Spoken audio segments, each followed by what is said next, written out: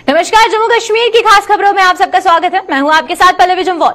तो चलिए शुरुआत करते हैं आज के जम्मू कश्मीर की खास खबरों की और सबसे पहले रुख करेंगे राजौरी की तरफ, क्योंकि राजौरी की अगर बात करते हैं तो वहां पर बारिश आफत लेकर आई है। तो वहीं पर अगर बात करें जम्मू कश्मीर में मानसून की बारिश राहत के साथ आफत लेकर आई है और राजौरी में सेना की यूनिट की दीवार गिरने से सफाई कर्मचारी की मौके पर ही मौत हो गई है और दीवार के मलबे के नीचे दबने से स्थायी कर्मचारी ने अपनी जान गंवा दी है। ये जो पूरा मामला है ये हम आपको राजौरी का बता रहे हैं, जहां पर मानसून की बारिश लोगों के लिए अब आफत साबित हो रही है। और उसी के साथ अगर राजौरी की यूनिट की बात करते तो वहां पर सेना की यूनिट की दीवार गिरने की वजह से जो सफाई कर्मचारी है उसकी मौत हो गई है और दीवार के मलबे के नीचे दबने से स्थायी कर्मचारी की जो मौत है वो हो गई है। और ये जो पूरा मामला है ये हम आपको राजौरी का बता रहे हैं, क्योंकि मानसून की बारिश की अगर बात करते हैं तो ऑरेंज अलर्ट जम्मू कश्मीर में जारी हो गया था और कहा जा रहा था कि जो 2-3 दिनों में बारिश होगी ये काफी ज्यादा मुसीबत लेकर आएगी और वैसा ही देखने को मिल रहा है हमें राजौरी से भी, जहां पर अब मानसून की बारिश से परेशानियां लोगों की बढ़ने लगी है और उसी के चलते एक स्थायी कर्मचारी की मौत भी हो गई है। जिस तरीके से आप तस्वीरों में देख सकते हैं साफ की दीवार गिरने की वजह से किस तरीके से उस मजदूर की जो मौत है वो हुई होगी, ये जो सफाई कर्मचारी है उसकी मौत किस तरीके से हुई होगी। क्योंकि अगर हम बारिश की बात करते हैं तो बारिश की वजह से ये जो सारी दिक्कत है ये बढ़ती जा रही है और एक के बाद एक इस तरीके के मामले सामने आ रहा है, जहां पर जो बारिश है मानसून की वो आफत साबित होती जा रही है लोगों के लिए। तो ज्यादा जानकारी के लिए हमारे साथ जमशीद ज्वाइन कर चुके हैं, जमशीद से जानते हैं। जमशीद, पहले मैं आपसे ये जानना चाहूंगी कि अगर हम बात करते हैं उस कर्मचारी की जिसकी मौत हो चुकी है उसको लेकर क्या कुछ आगे कदम उठाए जा रहे हैं, क्या कंपनसेशन उनकी फैमिली को दिया जाएगा या फिर जो उसकी पहचान है वो क्या बताई जा रही है? बिल्कुल, आज सुबह राजौरी के बस स्टैंड पर आर्मी की तरफ से जो एक बाउंड्री वाल बनाई गई थी उस वक्त उस व्यक्ति के लिए मौत मान गई जब वो वहां सफाई कर रहा था। सफाई करते वक्त वो दीवार अचानक उस पर गिरी है जहां की मौके पर मौत होगी और इसका नाम धनी राम बताया जाता है। ये म्युनिसिपैलिटी का मुलाजिम है जो सुबह काम कर रहा था और इसकी मौके पर ही मौत होगी। उसके बाद इसकी डेड बॉडी को मेडिकल कॉलेज पहुंचा दिया गया क्योंकि ये परमानेंट मुलाजिम है म्युनिसिपैलिटी का। इसको जो भी कंपनसेशन है डिपार्टमेंट की तरफ से दी जाएगी क्योंकि ऑन ड्यूटी इसकी मौत हुई है। मगर बड़ा सवाल यह है कि राजौरी में पिछले 10 दिनों में ऐसा दूसरा मामला सामने आया। इससे पहले मेडिकल कॉलेज राजौरी की जो बाउंड्री वाल गिरी थी उसमें एक शख्स की दबकर नीचे मौत हो गई थी और इसकी भी आज सुबह मौत हो गई। हालांकि इस जगह पे लोगों की तरफ से आवाज उठाई जा रही है कि इस दीवार के लिए पहले ही कई बार बोला गया था कि दीवार बहुत ज्यादा वीक है, मगर इसको उसके बावजूद भी इसका काम नहीं करवाया गया। और दूसरी बड़ी बात है कि लोगों की तरफ से यह कहा जा रहा है कि यहाँ जो कॉन्ट्रैक्टर था इसके खिलाफ कार्रवाई की जाए, क्योंकि इससे पहले भी कॉन्ट्रैक्टर को बोला गया था कि दीवार बहुत ज्यादा वीक है, इसमें किसी की जान जा सकती है और जान चली भी गई। इससे पहले भी एक बार ये दीवार गिर चुकी है जिसमें 2 से 3 गाड़ियों को काफी नुकसान पहुंचा था, मगर आज दीवार ने एक शख्स की जान ले ली है जो एक सफाई कर्मचारी था जो सुबह काम कर रहा था तकरीबन 8 बजे के आसपास और उसी वक्त वो दीवार इस पे गिरी है। क्योंकि पिछले 2 दिनों से लगातार राजौरी पुंछ में बारिशों का सिलसिला भी देखने को मिल रहा है, उसके कारण ये दीवार पहले ही वीक थी जिस कारण आज ये दीवार गिर पड़ी। जी बलवी, देखिए जमशीद, हम बात करें जहां पर जम्मू कश्मीर में ऑरेंज अलर्ट जारी किया गया है, ये कहा गया है कि आने वाले 2-3 दिनों में जो बारिश होगी उससे काफी ज्यादा नुकसान होगा। उस बीच सड़कों की बुरी हालत है, लेकिन ये जिस तरीके के मामले सामने आ रहे हैं कि दीवार गिर रही है, जिस तरीके से आपने बताया कि हॉस्पिटल की दीवार गिरी और अब जो है सेना की यूनिट की दीवार गिरती हुई नजर आ रही है, तो इसका इन पूरे मामलों में जिम्मेदार किसको ठहराया जाएगा? क्योंकि सबसे ज्यादा नुकसान जो है वो उन छोटे कर्मचारियों को हो रहा है जो जैसे सफाई कर्मचारी की बात करते हैं या फिर वो मजदूर जो सड़कों पर काम करते हैं। तो इस पूरी जिम्मेदारी, ये जो पूरी की पूरी घटना हुई है, इसका जिम्मेदार कौन होगा?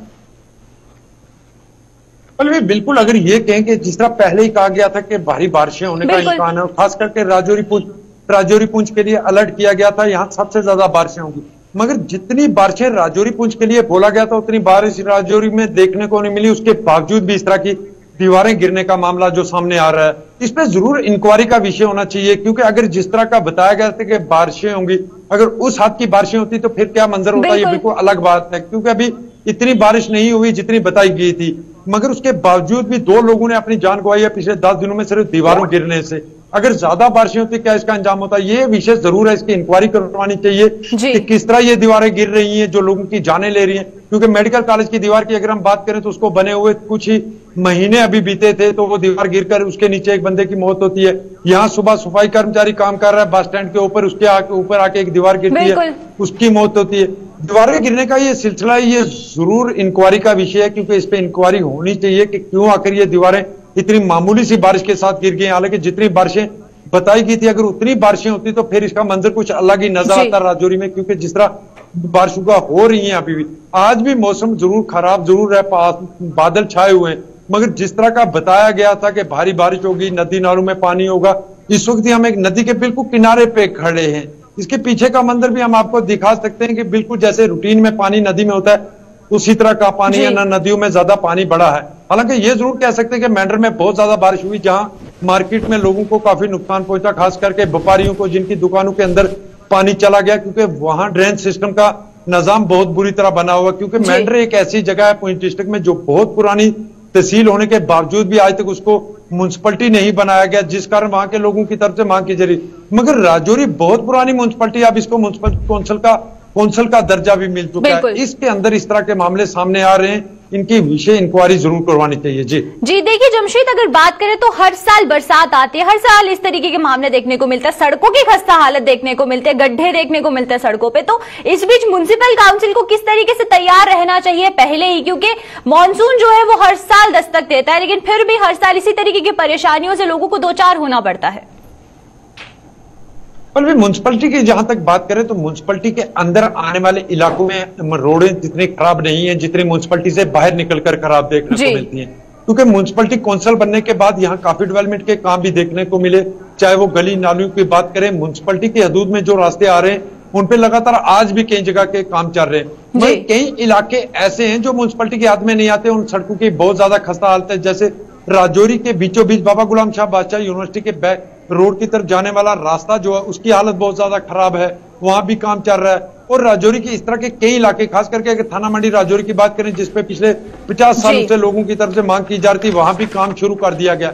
मगर राजौरी के कोटरंका से लेकर खवास तक रोड है कि जो 1970 में बनाई गई थी, जिसको आज तक ब्लैक टॉप नहीं किया गया। ब्लैक टॉप ना होने की वजह से उसके वहां लोगों को काफी परेशानी हो रही है। ऐसे दूर दराज इलाके हैं जहां सड़कों की हालत बहुत ज्यादा खस्ता है। मगर जो ये दीवारें गिरने का मामला सामने आ रहा है या राजौरी म्युनिसिपलिटी के अंदर आ रहा है, इसलिए प्रशासन को चाहिए कि इसकी इंक्वायरी करवाई जाए और क्यों ये दीवारें गिर रही हैं, ये एक बहुत बड़ा सवाल जरूर खड़ा करता है। जी चलिए, बहुत बहुत शुक्रिया जमशेद आपका हमारे साथ जुड़ने के लिए और तमाम जानकारी साझा करने के लिए। तो ये थे हमारे साथ हमारे संवाददाता जमशेद जो कि राजौरी से जुड़े थे, और जिस तरीके से आप तस्वीरों में साफ देख सकते हैं कि दीवार गिरने की वजह से कितनी ज्यादा क्षति जो है वो पहुंची है, सड़क भी टूटी है, उससे एक कर्मचारी की मौत भी हो गई है मौके पर। तो यहाँ पर म्युनिसिपल काउंसिल किस तरीके से काम कर रहा है वो देखना यहाँ पर बहुत ही ज्यादा जरूरी है, और सामने जो पोल है वो खुलती हुई भी नजर आ रही है।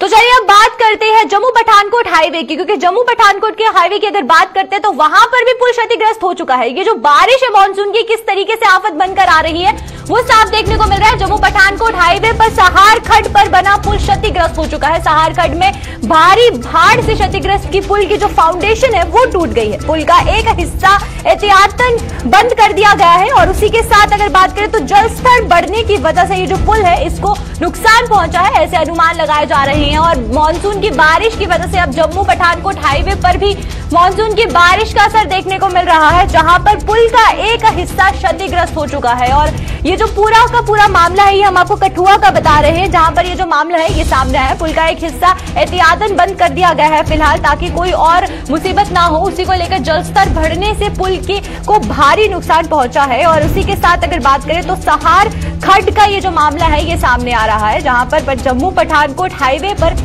जो एक पुल है उसका हिस्सा क्षतिग्रस्त हो चुका है। और हम बात कर रहे हैं आपको कठुआ का ये पूरा मामला बता रहे हैं, क्योंकि बारिश की अगर बात करते हैं तो मानसून की बारिश, जहां हमने आपको पहले राजौरी की तस्वीरें दिखाई, वहीं अब हम आपको जम्मू पठानकोट हाईवे की तस्वीरें दिखा रहे हैं कि बारिश होने की वजह से जो वहां पर जल भराव हुआ, जल स्तर में जो बढ़ोतरी हुई उसकी वजह से पुल को क्या नुकसान पहुंचा है आप साफ तस्वीरों में देख सकते हैं कि पुल किस तरीके से जो क्षतिग्रस्त है, एक हिस्सा उसका क्षतिग्रस्त हो चुका है। हालांकि दूसरे हिस्से को एहतियातन बंद कर दिया गया है ताकि आगे जाकर और नुकसान ना हो, लेकिन वहीं पर जलस्तर बढ़ने की वजह से ये जो पूरे का पूरा नुकसान है ये पुल को पहुंचा है। ज्यादा जानकारी के लिए हमारे साथ सरबजीत कठुआ से ज्वाइन कर चुके हैं, तो सरबजीत से जानते हैं। सरबजीत, पहले मैं आपसे ये जानना चाहूंगी कि हम बात करें अगर इस पुल की, तो इसका कंस्ट्रक्शन जैसे हर साल जो है मानसून होता है, उसके बाद भी क्या हर साल इसी तरीके से जो पुल है उस पर जो डैमेज है वो होता है? जी बिल्कुल। अगर बात करें तो इस बार बरसात भी काफी ज्यादा हुई और बाढ़ का खतरा भी लगातार बना हुआ है, जिससे लगातार जल स्तर है वो सार खड़ का बढ़ रहा है। तो ऐसा नहीं है ये पहली दफा ही बाढ़ आने की वजह से इस पुल को जो है प्रोटेक्शन को डैमेज हुआ है। ये पहले भी थोड़ी थोड़ी डैमेज होती रही है, लेकिन इसको रिपेयर नहीं किया गया। लेकिन इस बार जब बरसात हुई है तो पहले से ही जो डैमेज है वो डैमेज और ज्यादा हो गया है और पुल की एक फाउंडेशन जो है वो पूरी तरह से सामने दिख रही है। तो एक जो खतरा है वो इस पुल पर बना हुआ है। ऐसे में national highway authority of India की ओर से भी इस पुल की जो एक लेन है उसको बंद कर दिया गया है ट्रैफिक के लिए। वहां पर डाइवर्जन जो है वो national highway authority of India की ओर से लगा दिया है। कल शाम को हालांकि इसका जो जल स्तर है वो काफी ज्यादा कम हो गया था, लेकिन रात को हुई बारिश के बाद अब फिर से सार खड्ड जो है वो उफान पर है, लगातार इसका जल बढ़ता ही जा रहा है, जिसकी वजह से यहाँ पर खतरा जो है पूरी तरह से बना हुआ है। जिस तरीके से सरबजीत आप बता रहे हैं कि NHAI की बात करें तो उनको पता था कि ये जो पुल है ये पहले से डैमेज था, तो उस बीच एक बड़ी दुर्घटना हो सकती थी, लेकिन पहले ही पुल को बंद कर दिया गया। लेकिन जिस तरीके की ये नजरअंदाजी की जा रही है, क्योंकि हाईवे की बात है, अमूमन गाड़ियां, हैवी व्हीकल्स भी वहां से जाती हैं और लाइटर मोटर व्हीकल्स भी वहां से जाती है, तो बड़ा हादसा पेश आ सकता था। तो यहाँ पर कितना जरूरी था कि मानसून जिस तरीके से हर साल आता है तो पहले जितने भी पुल है उनकी एक जांच होनी चाहिए, क्रॉस चेकिंग होनी चाहिए कि वो कितने हद तक सही है, क्या उनको डैमेज पहुंच सकता है या नहीं। बारिश का सिलसिला जिस तरह से लगातार जारी है, तो हर बार जब बारिश है तो जिस तरह से जितना भी डैमेज होता है उसको तो साथ साथ में रिपेयर करना चाहिए। लेकिन इस बार ये देखा गया है कि जब डैमेज ज्यादा हो तब ज्यादा है, उनका हालांकि साइड है उसको डाइवर्सन लगाना है। हालांकि अभी भी जो है पुल के ऊपर से तो कहीं ना कहीं अभी तक पूरी तरह से बना हुआ। हालांकि ऑफ इंडिया के बाद उनका ये कहना है कि अगर इस तरह से बाढ़ है, पानी का स्तर इसकी तरह से बढ़ता रहा है, तो हो सकता है इस पुल को ट्रैफिक के लिए पूरी तरह से कर दिया जाए। लेकिन ये देर आए दुरुस्त वो हिसाब है, लेकिन अब प्रशासन को चाहिए, अथॉरिटी ऑफ इंडिया को चाहिए कि जिस तरह से बाढ़ का खतरा हुआ है एक उसकी फाउंडेशन जो है काम रही है, इससे जुड़ा है, तत्काल प्रभाव को बंद कर देना चाहिए। बहुत बड़ा हादसा बिल्कुल। देखिए यहाँ पे सरबजीत एक बात बहुत ज्यादा जरूरी है जो जानने वाले की, जम्मू कश्मीर में ऑरेंज अलर्ट पहले से जारी कर दिया गया था। ये कहा गया था कि आने वाले 2-3 दिनों में जो नदी नाले जितने भी हैं वो उफान पर होंगे, और उसके बाद भी इस तरीके की लापरवाही अगर अथॉरिटी द्वारा दिखाई जा रही है तो अगर कल को बड़ी दुर्घटना होती तो उसका खामियाजा किसको भुगतना पड़ता, क्योंकि आम जनता पर ही इसका सीधा असर पड़ता है। लेकिन फिर भी इस तरीके की लापरवाही दिन प्रतिदिन देखने को मिल रही है।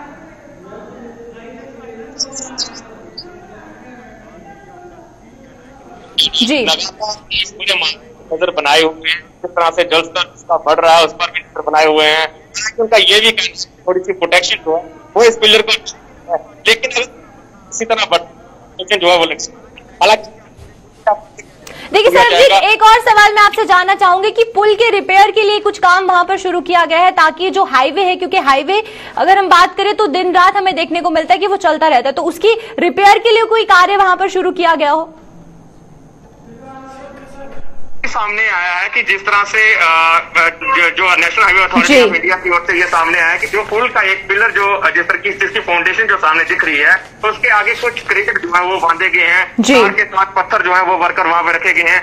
हालांकि जिस तरह से पानी का स्तर बढ़ रहा है, लगातार बारिश हो रही है, बाढ़ का खतरा बना हुआ है, तब देखना ये होगा कि जिस तरह से पानी का स्तर बढ़ रहा है, क्या इस पुल को पूरी तरह से बंद किया जाएगा या सिर्फ एक ही लेन को डाइवर्सन जिस तरह से कल से किया गया है वही रखा जाएगा। जी चलिए, बहुत बहुत शुक्रिया सरबजीत आपका हमारे साथ जुड़ने के लिए और तमाम जानकारी साझा करने के लिए। तो ये थे हमारे साथ हमारे संवाददाता सरबजीत जो कठुआ से जुड़े थे, और जिस तरीके से आप तस्वीरों में साफ देख सकते हैं कि जो नदी नालों में उफान की वजह से अब उसका असर जम्मू पठानकोट हाईवे पर भी देखने को मिल रहा है कि पुल का एक हिस्सा क्षतिग्रस्त हो चुका है, हालांकि दूसरे हिस्से को एहतियातन तौर पर बंद कर दिया गया है। तो चलिए अब रुक करते हैं सांबा की तरफ। सांबा में भी हमें देखने को मिल रहा है कि बारिश की वजह से वहां पर नदी नाले उफान पर है और उससे काफी ज्यादा क्षति जो है वो लोगों की जनजीवन पर पहुंच रही है। सांबा में भारी बारिश के उफान पर आए से तमाम नदी नाले उफान पर आ चुके हैं और सांबा सुंब रोड पर भारी बाढ़ ने तबाही मचा दी है और बाढ़ में पानी की कई गाड़ियां भी फंसने से लोग आफत में आ चुके हैं। और उसी के साथ बात करें तो प्रशासन की लोगों ने बसंतर सहित नालों की तरफ ना जाने की अपील की है। तो ये जो ऑरेंज अलर्ट था ये शुरू से ही जारी कर दिया गया था, लेकिन अब देखने को मिल रहा है कि इसका असर सांबा में भी देखने को मिल रहा है। सांबा में भारी बारिश से जितने भी नदी नाले हैं वो तूफान पर है और उफान पर नजर आने की वजह से सांबा सुंब रोड की अगर बात करते हैं तो वहां पर भारी तबाही देखने को मिल रही है। प्रशासन ने लोगों को बसंतर सहित जितने भी नाले हैं उनके पास ना जाने की अपील की है, लेकिन अब वहां पर किस तरीके का कार्य हो रहा है वो देखना बहुत ही ज्यादा जरूरी रहेगा, क्योंकि आप तस्वीरों में साफ देख सकते हैं कि गाड़ी कितनी बुरी तरीके से जो है वो बसंतर नाले में फंसती हुई नजर आ रही है। लोगों को काफी ज्यादा दिक्कत हो रही है और जो नदी नालों के आसपास लोग रहते हैं उनको किस तरीके की परेशानी से दो चार होना पड़ रहा है वो जानना यहाँ पर बहुत जरूरी है। और हमारे साथ ज्यादा जानकारी के लिए, तमाम जानकारी के लिए ऋषि यहाँ पर ज्वाइन कर चुके हैं। ऋषि से जानते हैं। ऋषि, पहला सवाल मेरा आपसे ये रहेगा कि हम बात करें अगर जितने भी नदी नालों के पास जो लोग रहते हैं उनके लिए क्या कुछ कार्य किया जा रहा है, किस तरीके से उनको वहां से शिफ्ट किया जा रहा है? देखिए, बिल्कुल जिस तरह से मेट्रोलॉजिकल डिपार्टमेंट ने ये एडवाइजरी जारी की थी कि बारिश से काफी ज्यादा नुकसान हो सकता है, जिसके चलते प्रशासन ने यह एहतियातन तौर पर कदम उठाना शुरू कर दिया कि जो लोग भी नदी नालों के पास रहते हैं उनको वहां से पलायन करवा के उनको पीछे जो है वो जाने को कह दिया था और कुछ लोग जो वो वापस पीछे चले भी गए हैं। लेकिन कहीं ना कहीं कुछ लोग ऐसे हैं उनकी मानसिकता नहीं बदली जा सकती, वो लगातार मछलियां पकड़ने के लिए जो वो अभी भी नदी नालों का रुख कर रहे हैं, जो कि काफी घातक साबित हो सकता है। जिसमें आपने विजुअल देखे साफ तौर पर कि किस तरह से गाड़ियां जो है वो कुछ इस बहते पानी में जो वो फंस चुकी हैं। खासतौर पर अगर पहाड़ी इलाकों की बात करें तो पहाड़ी इलाकों में लगातार जो बारिश कल हुई थी उसका असर यहां नदी नालों में साफ तौर पर देखा जा रहा है कि पानी काफी ज्यादा है, नदियां नाले उफान पर हैं और आपने देखा कि टिप्पर पूरी तरह से पानी के अंदर फंस चुका था और वो उसे निकालने की काफी मुशक्कतें करनी पड़ी। और एक तरफ एक फैमिली बताया जा रहा है कि कार लेकर जो वो सुंब इलाके की तरफ जा रहे थे, वहां पर भी अचानक पानी आ गया और एक गाड़ी उसमें फंस चुकी है। लेकिन सारे के सारे जो लोग हैं उस कार में सवार थे वो पूरी तरह से सेफ हैं। लेकिन अब बात आ जाती है कि जिस तरह से नदियां नाले उफान पर है, इसका नुकसान ये हो रहा है कि जो निचले इलाके हैं, जो निचले गांव है जो अंतर्राष्ट्रीय सीमा के साथ लगते हैं, जिसमें रामगढ़ सेक्टर का मैं जिक्र करूं तो वहां पर पहले ही बांध बनाने का प्रयास प्रशासन कर रहा था और वो बांध लगातार बनाया भी जा रहा है, क्योंकि वो बांध पहले टूट चुका था 5-6 दिन जो पहले बारिश आई थी। लेकिन अब जिस तरह से अलर्ट जारी कर दिया गया है तो प्रशासन ने ये जो सूचना जारी की है इसमें आम लोगों को ये बताया जा रहा है कि आप लोग सहयोग करें, आप लोग इन इलाकों में ना जाएं, क्योंकि लगातार जो जल स्तर है ये बढ़ता हुआ नजर आ रहा है। लेकिन अभी तक अगर बात करें तो जो सुबह से बारिश लगातार चल रही है, इस बारिश से जो बसंतर नदी का लेवल है वो इतना ज्यादा भी खतरे के निशान के ऊपर नहीं है। लेकिन फिर भी जो पिछला हिस्सा दरिया का आप कह सकते हैं कि यहां से दरिया शुरू होता है, वहां पर दायरा छोटा होने के कारण पानी का जो बहाव वो काफी ज्यादा तेज देखा जा रहा है और उसी के चलते गाड़ियां जो वो इसमें फंस चुकी है। और कई ऐसे छोटे छोटे गांव हैं यहाँ पर कच्चे घर लोगों के जो है वो इस बारिश के चलते जो है वो काफी ज्यादा क्षतिग्रस्त भी हुए हैं। लेकिन ओवरऑल अगर स्थिति देखें तो कोई ज्यादा पैनिक नहीं है। लेकिन फिर भी प्रशासन ने कहा है कि 21 तारीख तक इस एडवाइजरी का आप लोग पालन करें अगर आपने सेफ रहना है, क्योंकि कहीं ना कहीं ये बारिश जो वो काफी ज्यादा घातक साबित हो सकती है आने वाले कुछ घंटों के अंदर अंदर। जी ऋषि, मैं आपसे ये भी जानना चाहूंगी कि अगर बात करें रेस्क्यू की, जो लोग वहां पर फंसे हुए हैं, चाहे हम ट्रक की बात करें, विजुअल्स में देखने को मिल रहा है कि ट्रक भी फंसा हुआ है, गाड़ी भी वहां पर फंसी हुई है और जिस तरीके से आपने भी बताया कि बहुत से ऐसे घर हैं जो कि नाले के उफान की वजह से टूट चुके हैं, तो रेस्क्यू कार्य किस तरीके से वहां पर किया जा रहा है, लोगों को किस तरीके से वहां पर रेस्क्यू किया जा रहा है? देखिए, अभी रेस्क्यू को लेकर बात करें तो एनडीआरएफ और एसडीआरएफ की टीमों को स्टैंड बाय रखा गया है और अगर जरूरत पड़ती है तो उनको वहां पर उतारा जाएगा उन टीमों को। लेकिन फिलहाल ऐसा कुछ कोई ज्यादा नुकसान नहीं है। और खासतौर पर जो चेक डैम जिसको लेकर हमने पिछले दिनों में भी आपको अपडेट किया था कि वो चेक डैम में जो पानी का जलस्तर था वो काफी बड़ा था। पानी इसलिए बढ़ा था क्योंकि जो डैम के शटर्स थे वो पूरी तरह से बंद थे और लोगों ने वहां पर विरोध भी जताया था कि आपको पता था कि अगर यहां पर बारिश आनी है, अलर्ट पहले जारी कर दिया गया था, तो क्यों इन शटर्स को नहीं खोला गया, जिसके चलते नुकसान ये हुआ कि लोगों के घरों में जाकर पानी घुसा, लोगों के खेत खलिहानों में पानी घुसा और कई ऐसी प्रोटेक्शन वॉल्स थी जो टूट गई और वो टूटने के कारण बिजली के खंभे वगैरह गिर चुके थे, तो वहां पर कोई और हादसा होने के भी चांसेस काफी ज्यादा बढ़ गए थे। लेकिन आज अगर चेक डैम को लेकर बात करें तो वहां पर अभी फिलहाल स्थिति सामान्य है, लेकिन धीरे धीरे वहां पर भी जो पानी का लेवल है वो बढ़ना शुरू हो चुका है, क्योंकि अब लगातार सुबह से जो बारिश है ये कंटिन्यूसली हो रही है, कभी रुकती है, कभी बीच में बूंदाबांदी होती है, लेकिन फिलहाल बारिश लगातार जारी है और कहीं ऐसा ना हो कि आने वाले कुछ दिनों घंटों के अंदर अंदर यहाँ पर स्थिति जो वो पूरी तरह से बदल जाए, इसलिए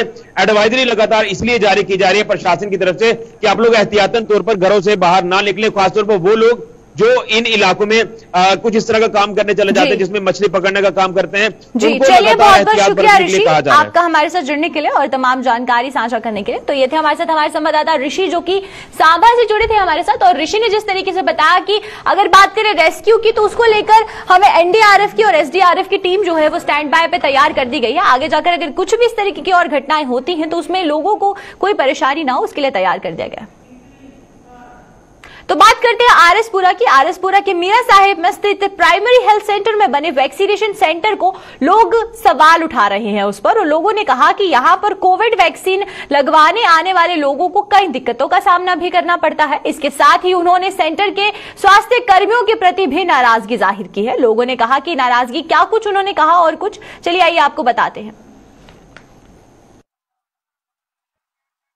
वैक्सीन के बारे में ना तो कोई कंट्रोल है और ना ही आम आदमी बेचारे डेली चक्कर काट रहे हैं। मैसेज तो दिया है लेकिन ये बोलते हैं हमारे पास दवाई नहीं आई। अभी दवाई आई है तो इधर ना तो कोई कंट्रोल है ना स्टाफ टाइम पर आ रहा है। अभी देखो क्या टाइम हुआ है, जनता इधर खड़ी है, अभी तक कोई भी जो है डिस्पेंसरी गेट तक नहीं खुला।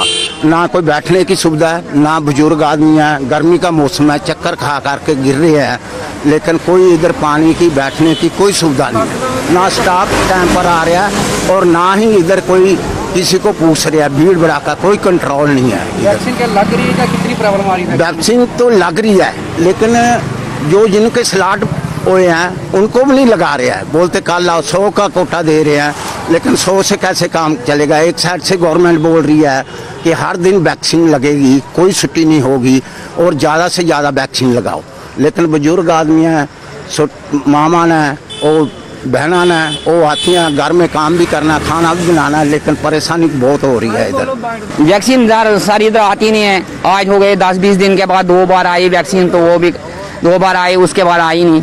तो इधर सुबह 8 बजे आते हैं, शाम को वापस घर चले जाते हैं। कितनी परेशानी आ रही है? बहुत परेशानी है, बहुत परेशान है, बहुत परेशान हो गए हम यहाँ पर। यहाँ कोई 100 बंदों, इन्होंने पहले 100 बंदों का कोटा रखा है। हम सोचते हैं कि हम ये कहते हैं गवर्नमेंट से कि कम से कम यहाँ पर 200-300 बंदे का कोटा हो, क्योंकि इतना बड़ा इलाका है, यहाँ पूरा एरिया पड़ा है और इस एरिया के लिए उन्हें 100 बंदों के लिए वैक्सीन रखी है, जो कि सही नहीं है।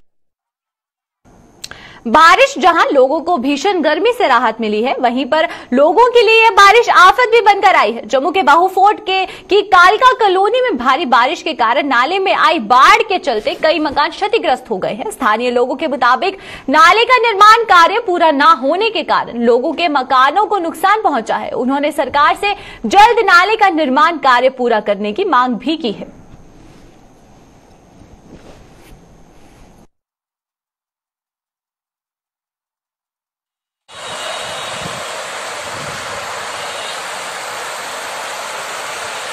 जी प्रॉब्लम है ये, यहाँ पे 5 किलोमीटर तक पीछे नाला बना हुआ है। यो यहाँ से जो आधा किलोमीटर ये छोड़ दिया है और आधा नाला बीच से जो ठेकेदार था उन्होंने आधा नाला बीच से ब्लॉक करके और सारा पानी इधर आ रहा है, इस साइड में आ रहा है।